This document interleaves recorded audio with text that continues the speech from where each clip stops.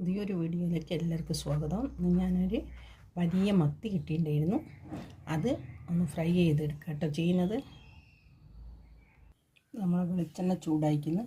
ഇതിൽ കുരുമുളകും മുളക് പൊടിയൊക്കെ തേച്ച് നല്ല അടിപൊളി ടേസ്റ്റുള്ള മത്തിയാണ്. വലിയ മത്തിയാട്ടോ. വെളിച്ചെണ്ണ ഇട്ട് കൊടുക്കാം.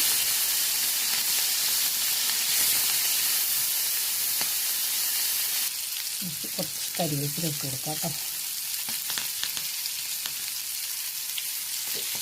ഇതൊന്ന് തിരിച്ചിട്ട് കൊടുക്കാം.